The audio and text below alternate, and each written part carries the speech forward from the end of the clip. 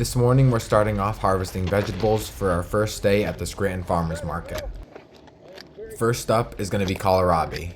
We usually harvest around 2 to 3 crates per day for the market, and we can get around 8 to 12 depending on the size in a crate.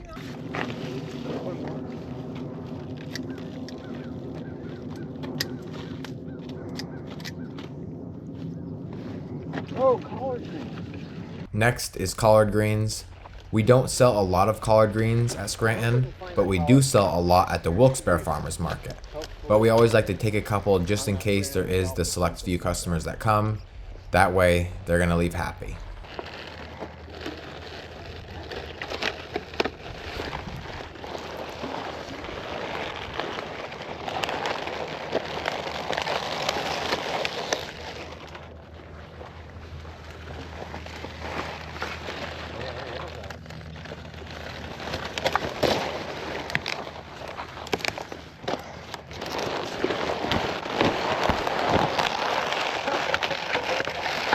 After collards is broccoli. The broccoli, at least the beginning patch, is a little bit smaller than normal. That's just because we haven't gotten a lot of rain, but it's still very nice. And we don't really have a set amount that we take. Usually we just take as much as we can or what we have time for. Unless the whole patch is on at one time, then we'll cap it at like 5 or 6 crates. But today that's really not going to be an issue.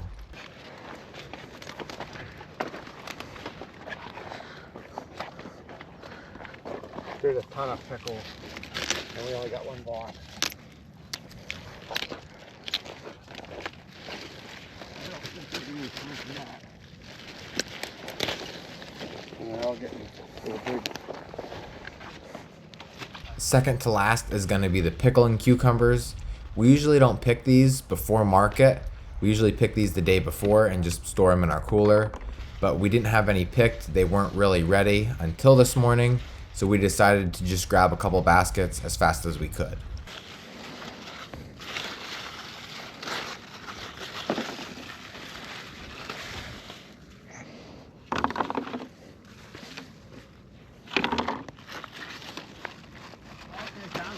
All right.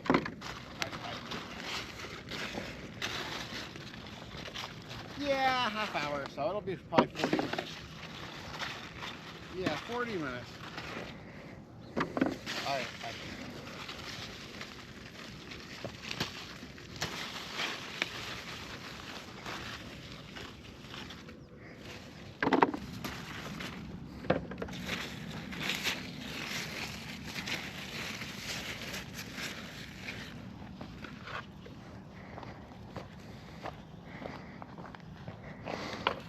And last but not least is then sweet corn. Sweet corn we pick every single morning, every single day for every market because we think and we know that sweet corn is best as fresh as you can possibly pick it. Every single day that it's off the stalk, it's gonna lose a little bit of flavor. And we like a good reputation. That's why we never take day-old corn.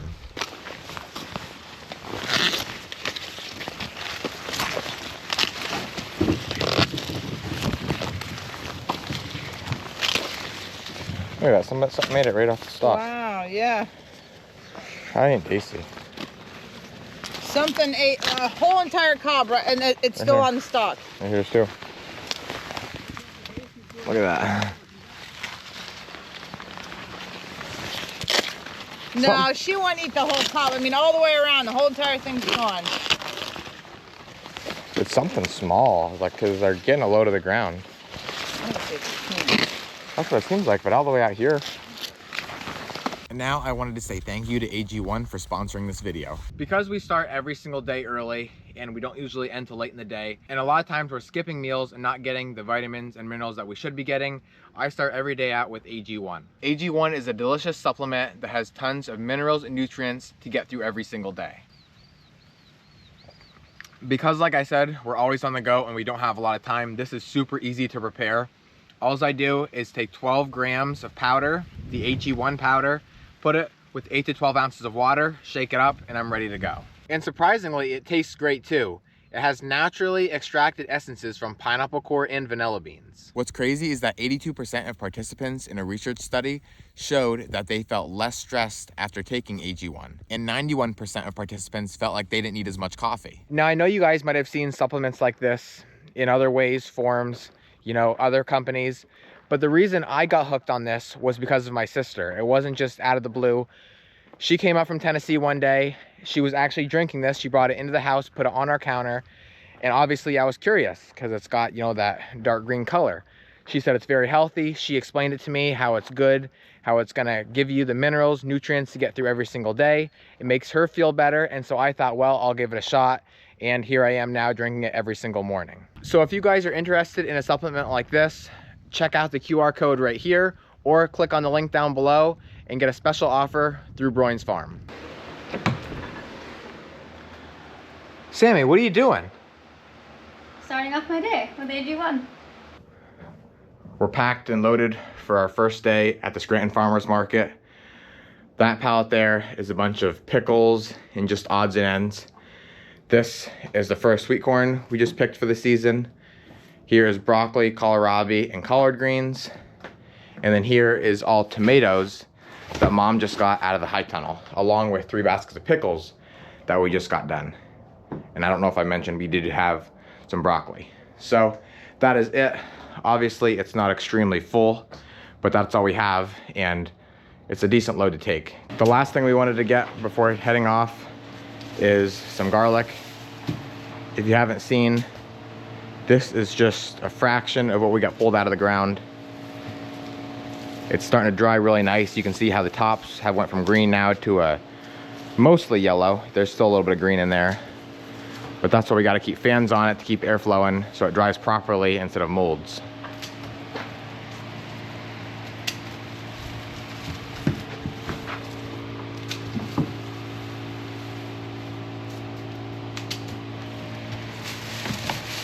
We mix everything in. You got small ones, you got huge ones, and then we'll just price it accordingly at market. Now that Dad's off to market, I can start working on other jobs that I wanted to get done. Some of those are gonna include mowing off the strawberries, lifting some of the old plastic in the old strawberry field, and putting the vegetable washer back together. If you guys remember about 2 or 3 videos ago, I got this worked on by my cousin. He got it all put back together now. It looks beautiful. This was all rusted, and this part was actually falling off, and now he got this all redone with stainless steel. And I got to put it back together. There's 3 different parts to the washer, this main part, and then the belt and the drying part with all the donuts on there. Well, that's nice now that's shut off. And so we're gonna need to use this probably in about 2 hours once the guys finish up with the pickles that are right out there. It's gonna be so much nicer now, because what was happening before is this gap was too big and the pickles were falling down in. Now you can see those bristles are right up against, so it's almost impossible now for that to happen. It took about twice as long as I thought, but I finally got the washer put back together. Mom helped me just, you know, with connecting it, and then I got everything greased. Since I don't even know if we greased everything last year, made sure all the bolts were tightened down, hooked up the drain pipe so they could drain. I think everything is perfect and ready to go. So now the only thing we need to do is get this cleaned up yet, just because birds came in and it's dusty from last year. The donuts, wow, again, thankfully that thing shut off. I think we'll be good for another year, but those ones over there are definitely gonna need to be replaced. I even threw down some foam just because it'll be a little bit better for the veggies. They won't be banging off that hard metal on the sides as well. Hopefully it stays there. And so yeah, I'll turn it on quick. Just like that, everything's good. Turn the water on.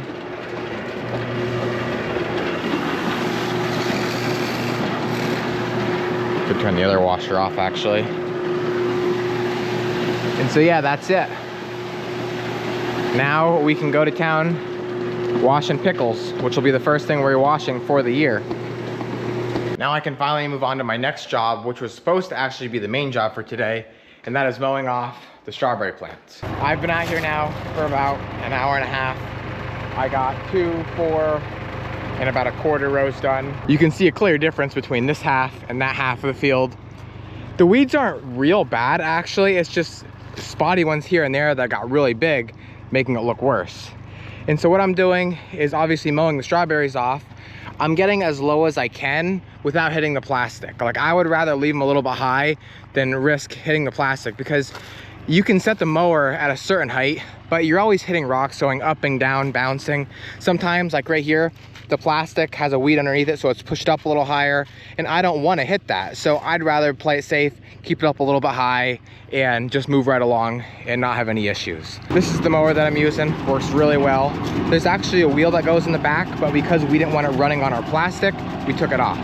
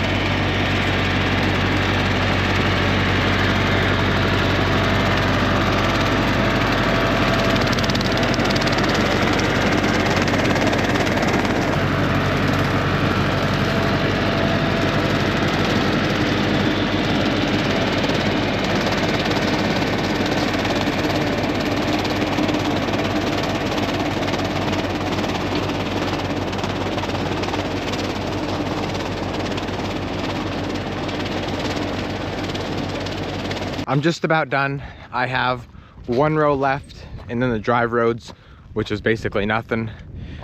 The reason I didn't do this last row is because the fencer is right in the way and I got to get that moved. But there's something interesting that I wanted to show you guys. So that fencer powers this electric fence we have going around the entire strawberry field, just to keep the deer out, because they either eat our strawberries or put holes in the plastic, which causes weeds, and obviously we didn't want that. But as I was driving along here, I seen these dead weeds, and I thought, well, that's kind of weird. I guess just from the wire hitting it, they must have fried. But out here on the hill, I think, is where the rope is actually fried completely black. Look at that. That's not fried black, but all of the plastic, like hairs, are like melted. And so then as I was going out further, right here is like the charred line. Again, all the grass is black. And I even seen, as I was going along, the poles. Yep, right here. Yeah, this is the worst part. The line is completely fried black. The poles are black. All the grass is dead. And so I assume this is where the lightning struck a couple days ago when we had a horrible lightning storm. Like, you actually heard it just crack, and like you seen the lightning bolt, and it sounded like it hit right around here. We didn't know where, and I'm guessing this is it. It's funny that it hit here. I mean, I know it's the highest part of the field, but you would think it would have taken out like a tree or something like that. Maybe like over there. Those ones right there. But it chose right here. Maybe because of the metal in the line. I don't really know, but yeah, it's kind of scary seeing that. And that's not even the worst part. The worst part is that now I gotta go back through here and put a new line on, because this ain't gonna keep the deer out, that's for darn sure. Look at that, fried complete black. Got the mower put away, got back here to the shed, just went into storage and grabbed a couple of our conduit poles and balloons. You may be thinking, what are you doing with those?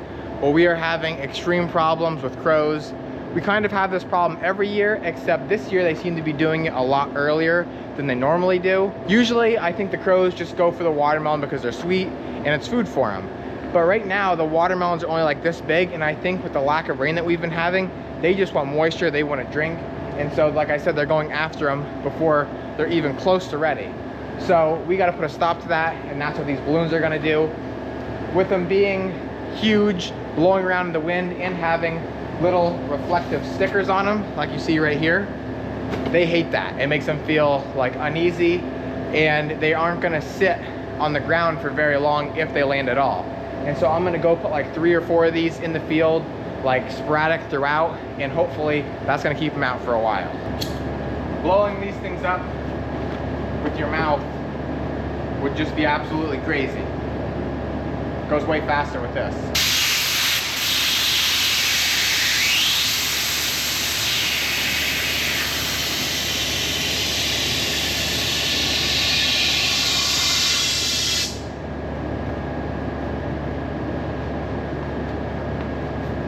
One's done.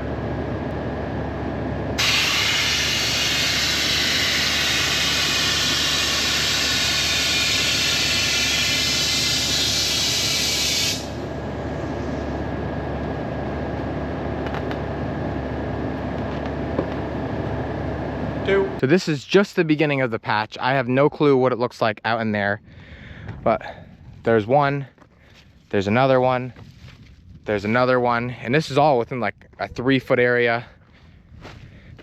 This guy they started to. Where did I just see another one? Yeah, right here. They got that one. Looks like they let this guy go. He's actually gonna be a nice size. Well, they did peck it a little bit. That's all I'm seeing as of right here. I actually hear a crow calling right now. And so that's just like I said right here. I have no clue what it looks like throughout, but I'm sure it only gets worse because it's towards the woods and that's, you know, where they're living. And so I'm gonna put one right here for sure, one in the middle, and then one at the far end. Because it's conduit and it bends easy, I need to make a pilot hole. And the ground and the plastic is a lot softer, so I think I'm gonna go right into there. Oops.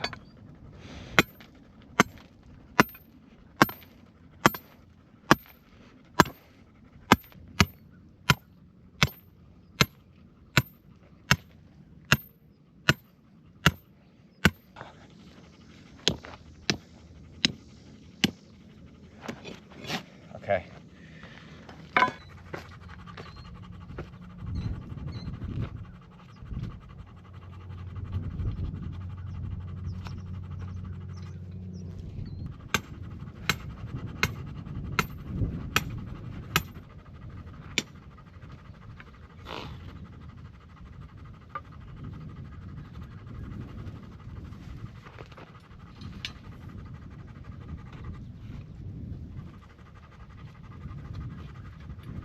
Come on.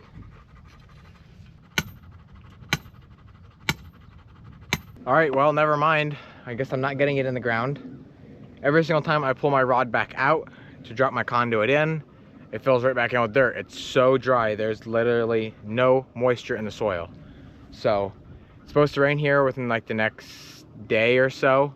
So hopefully if we get that rain, put some moisture in the ground, and then I can make my hole and it'll stay a hole until I get my conduit in the ground, because I've tried like 4 different times and nothing is working. So I'm going home. That's what I'm calling it a wrap for this video. As always, thank you guys for watching, and always remember, it ain't much, but it's honest work.